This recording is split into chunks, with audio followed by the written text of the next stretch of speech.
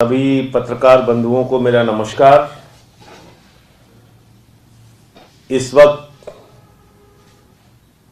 देश का लाखों किसान आंदोलनरत है। पंजाब का, हरियाणा का, उत्तर प्रदेश का किसान लाखों की संख्या में दिल्ली की सीमा पर बैठा हुआ है और इस बात का इंतजार कर रहा है कि केंद्र की सरकार उनसे बातचीत करेगी, उनके समस्याओं का समाधान करेगी, एक काला कानून जो केंद्र सरकार के द्वारा जबरन पास किया गया है उसको वापस लेगी। उनका गुनाह यह है कि वो अपने फसल का दाम मांग रहे हैं। उनका गुनाह यह है कि वो अपने फसल का 1.5 गुना दाम मांग रहे हैं। उनका गुनाह यह है कि वो स्वामीनाथन आयोग की रिपोर्ट चाहते हैं कि लागू हो। और उनके साथ व्यवहार क्या कर रही है भाजपा की सरकार? भारतीय जनता पार्टी की सरकार उनके साथ आतंकवादियों जैसा व्यवहार कर रही है। उनको लाठियों से पीटा जा रहा है, उनके ऊपर आंसू गैस के गोले छोड़े जा रहे हैं, इस ठंड में उन पर पानी की बौछारें की जा रही हैं। बुजुर्ग हो, महिला हो, छोटे बच्चे हो, टारगेट करके उनको मारा जा रहा है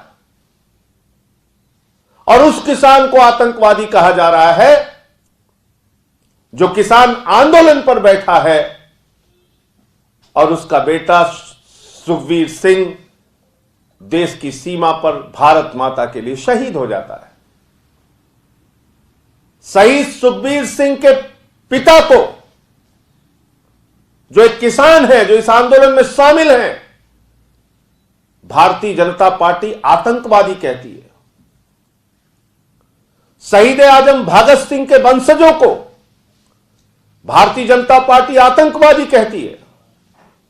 शहीद उधम सिंह की वंशजों को भारतीय जनता पार्टी आतंकवादी कहती है। हिंदुस्तान की आजादी में मर मिटने वाले पंजाब के सिखों को अपमानित किया जा रहा है, आतंकवादी कह के उनके किसान आंदोलन को अपमानित किया जा रहा है। उनकी भावनाओं को लगातार अपने पैर से कुचलने का काम भारतीय जनता पार्टी कर रही है। और इतनी दुश्वारियां झेलने के बाद उनसे ऐसा व्यवहार किया गया कि जैसे वो दुश्मन देश के नागरिक हों, रास्ते कटवा दिए गए। इतनी दुश्वारियां झेलने के बाद जब वो लोग दिल्ली की सीमा पर पहुंच गए तो कल हमारे देश के गृह मंत्री अमित शाह जी प्रकट हुए। और प्रकट हुए मैं इसलिए कह रहा हूं कि ये लोग गहरी नींद में सो रहे थे, कुंभकर्ण की नींद में सो रहे थे, आंख पर पट्टी बांध के धृतराष्ट्र बने हुए थे। इनको किसानों की पीड़ा दिखाई नहीं दे रही थी। कल वो प्रकट हुए। उन्होंने कहा आप बुराड़ी ग्राउंड में पहले आइए, तब हम आपसे बात करेंगे। इतनी असंवेदनशीलता, इतनी शर्तें, इतनी तानाशाही, इतना अहंकार। जब इन किसान भाइयों का वोट लेने के लिए होता है तो इनके सामने जाके आप नाक रगड़ते हो। और गृह मंत्री जी अब जब वो आंदोलन कर रहे हैं अपनी मांगों के लिए तो आप पहले शर्त लगा रहे हो बुराड़ी आओ तब बात करेंगे। आम आदमी पार्टी और आम आदमी पार्टी के नेता अरविंद केजरीवाल जी और हमारी सरकार पूरी तरह से किसानों के साथ खड़ी है, उनके आंदोलन में उनकी मांगों के साथ खड़ी है और दिल्ली में हम उनका स्वागत करते हैं। लेकिन किसान जहां पर आंदोलन करना चाहते हैं, गृह मंत्री अमित शाह जी, आपको उनको आंदोलन करने की जगह वहां देनी चाहिए। और एक कोरोना का बहाना मत बताइए। आप कोरोना का बहाना बताकर किसानों की जिंदगी के साथ जो खिलवाड़ आप लोगों ने किया है काला कानून पास करके, वो मत कीजिए आप। क्योंकि कोरोना आपके लिए दिल्ली में होता है लेकिन हैदराबाद में नहीं होता कोरोना। जहां पर देश के प्रधानमंत्री कोरोना की वैक्सीन देखने जा रहे हैं, आप हैदराबाद में जाके हजारों लोगों की वहां पे यात्रा कर रहे हैं, जुलूस निकाल रहे हैं, तब कोरोना नहीं आपके लिए।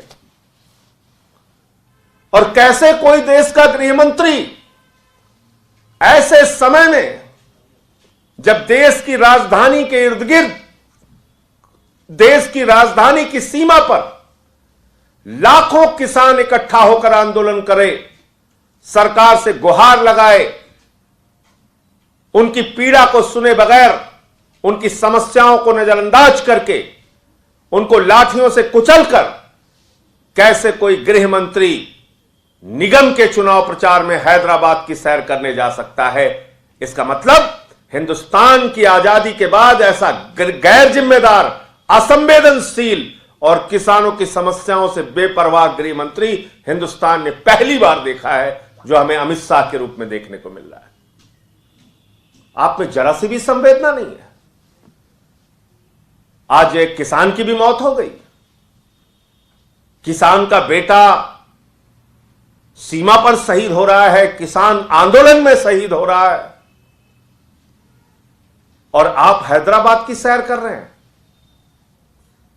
आपके पास 10 मिनट का वक्त नहीं है किसानों से बातचीत करने के लिए, उनके संगठनों से बातचीत करने के लिए, उनकी समस्याएं सुनने के लिए, काला कानून वापस करने के लिए। और ये काला कानून मैं बार बार इसलिए कह रहा हूं, जब संसद में भी यह पेश हुआ था तब भी हम लोगों ने इसका विरोध किया था, मुझे निलंबित भी किया गया था उस वक्त, और आरोप लगाया गया था कि मैंने माइक तोड़ा। आज तो गृह मंत्री अमित शाह जी से मैं पूछना चाहता हूं, किसानों की हड्डियां तोड़ी जा रही हैं, कौन निलंबित होगा? आपकी सरकार को कौन निलंबित करेगा? मैंने तो माइक तोड़ा था, आप तो किसानों की हड्डियां तोड़वा रहे हैं, उनको गुंडा कह रहे हैं, उनको आतंकवादी कह रहे हैं। आदित्यनाथ का एक मंत्री है, वो कह रहा है किसान गुंडे हैं। आप कल्पना कर सकते हैं कैसे हैं ये लोग, जो अपने देश के अन्नदाता को आतंकवादी कहते हैं, जो अपने देश के अन्नदाता को गुंडा कहते हैं, जो शहीद आजम भगत सिंह और शहीद उधम सिंह के वंशजों को आतंकवादी कह के संबोधित करते हैं, उन लोगों को आतंकवादी कहते हैं जिनका बेटा देश की सीमा पर भारत माता की रक्षा करने के लिए शहीद हो रहा है।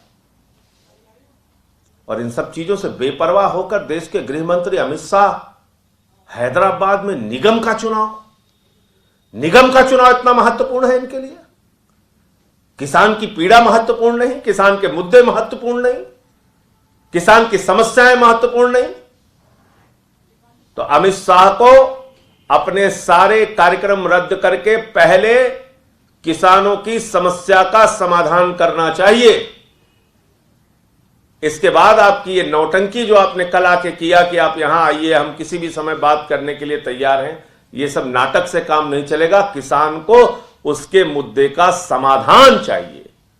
और आज जिस तरीके से प्रधानमंत्री जी ने वक्तव्य दिया और उन्होंने इस बिल की तारीफें की हैं, उससे स्पष्ट है कि भारत सरकार की मंशा, मोदी सरकार की मंशा, गृह मंत्री की मंशा, अमित शाह की मंशा किसानों के समस्याओं का समाधान करने की नहीं है, उनके साथ खिलवाड़ करने की है, उनकी भावनाओं के साथ खिलवाड़ करने की है, उनको लाठियों से पिटवाने और आंसू गैस के गोले उनके ऊपर बरसाने से है। मुझे इतनी बात कहनी थी।